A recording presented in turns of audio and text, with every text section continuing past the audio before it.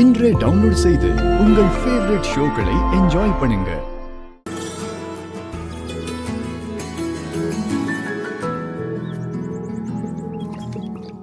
ஏய் தானா, ஜானகி அந்த பக்கமா இருப்போம், அவங்கள பேசிட்டு வரட்டும். ஏங்க அவங்க இங்க வரதே எனக்கு தெரியாதுங்க. ஏங்க ஏங்க தனா, கூழ் ஊத்த போறேன்னு சொல்லவே இல்ல. சாந்தி முகூர்த்தத்துக்காக பரிகாரம் பூஜை நடக்கிறதா மாமா சொன்னாரு. அதனால நாங்களும் எல்லாம் நல்ல விதமா பிரச்சனை இல்லாம நடக்கணும்னு கூழ் ஊத்துறதா வேண்டிக்கிட்டோம்.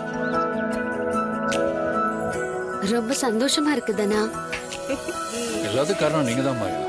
நாங்க வாழ்க்கையில முன்னேறதுக்கு நீங்க எவ்வளவு சப்போர்ட்டா இருக்கீங்க. உங்க வாழ்க்கை மாறுறதுக்கு நாங்க ஏதாவது செய்யணும்னு நினைச்சோம். அதான் திடீர்னு பிளான் பண்ணி இந்த மாதிரி ஆரம்பிச்சோம். அம்மா, ஐயோ பார்வதி, என்னால முடியல, தயவு செஞ்சு என்னையாவது உட்காருவே. சரி வாங்க, நீ போலாம். அத்தை எங்க போறீங்க? கூழை குடிச்சிட்டு போங்க. அவங்களால நிக்க முடியல, நான் போய் உட்கார வச்சுட்டு வரேன். இல்ல கப்பல வேணா கொஞ்சம் ஊத்தி தரமா? இவங்க எல்லாரும் இப்படி பண்றாங்களோ தெரியல.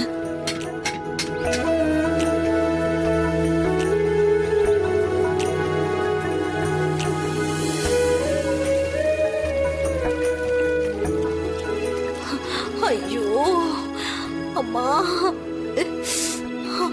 அண்ணி, நான் போய் கூழ் வாங்கிட்டு வந்துடுறேன், இல்லைன்னா தப்பா நினைச்சுப்பாங்க. சரி, போயிட்டு வா.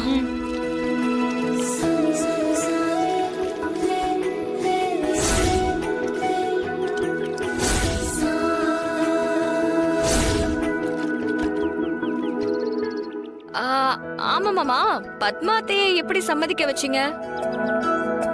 அவங்க ஒத்துக்கிட்டது எங்களுக்கே பயங்கர ஆச்சரியமா இருக்கே. அதை ஏமா கேக்குற? என் பொண்டாட்டிய சம்மதிக்க வைக்கிறதுக்கு தங்கச்சி தான் அம்மன் மாதிரி வேஷம் போட வச்சேன். தங்கச்சி வேஷம் போட்டு பத்மாவை பயமுறுத்தி விட்டுருச்சு. என் பொண்டாட்டி தான் கூறுகட்ட முட்டாளாச்சே. அவ ரொம்ப பயந்துட்டா. அவ கனவுல அம்மன் வந்ததாவே அவ நம்பிட்டா.